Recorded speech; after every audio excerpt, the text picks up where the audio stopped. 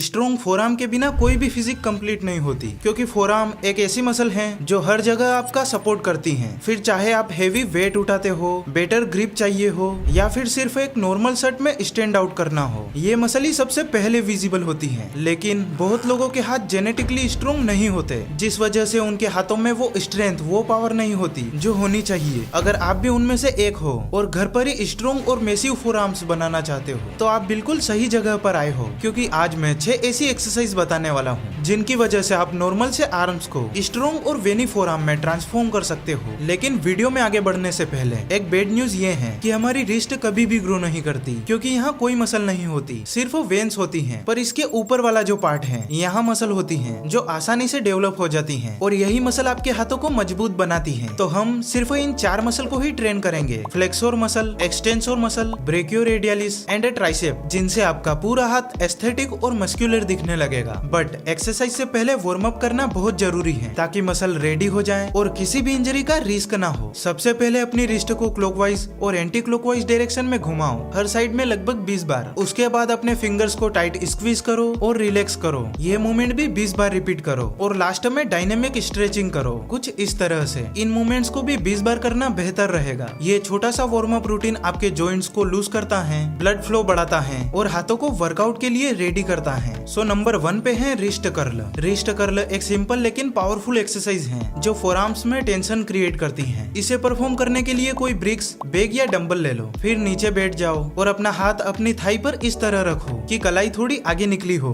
अब वेट को धीरे से ऊपर कर्ल करो और फोरआर्म को टाइट स्क्वीज करो, फिर कंट्रोल के साथ नीचे लाओ, ताकि टेंशन फोरआर्म में पूरे टाइम बनी रहे। हर सेट में 20 बार रिपीट करो और ऐसे 3 सेट कंप्लीट करो। शुरुआत में हल्का वेट लो और जैसे जैसे स्ट्रेंथ बढ़ती जाए, वेट भी धीरे धीरे बढ़ाते रहो। इस तरह दूसरे हाथ से भी रिपीट करो, ताकि दोनों फोरआर्म्स इक्वली स्ट्रॉन्ग बने। इस एक्सरसाइज में अक्सर लोग जल्दी जल्दी मूवमेंट करते हैं या पूरा हाथ हिला देते हैं, लेकिन आप ध्यान रखो कि सिर्फ कलाई ही मूव हो, एल्बो स्टेबल रहे। फास्ट मूवमेंट से मसल पर प्रेशर कम पड़ता है, जिससे वो सही से ग्रो नहीं हो पाती। Number 2, reverse wrist curl. इस एक्सरसाइज के लिए भी वही ब्रिक्स यूज करनी है, बस इस बार हाथ की हथेली नीचे की ओर होनी चाहिए। हाथ को अपनी थाई पर प्रॉपर सेट करो और कलाई को थोड़ी आगे निकालो। अब रिस्ट को नीचे की तरफ कर्ल करो और फिर पूरे कंट्रोल के साथ ऊपर लाओ। इस तरह 20 रेप्स के 3 सेट कंप्लीट करो। ध्यान रहे मूवमेंट सिर्फ कलाई से ही हो, पूरा हाथ ना हिले। इन दोनों एक्सरसाइज और बाकी की 4 एक्सरसाइज में फास्ट रिजल्ट पाने के लिए प्रोग्रेसिव ओवरलोड का यूज करो। मतलब अगर आप फोरआर्म्स या किसी भी मसल को स्ट्रॉन्ग और बड़ी बनाना चाहते हो, तो सेम वेट बार बार उठाकर रुक नहीं सकते।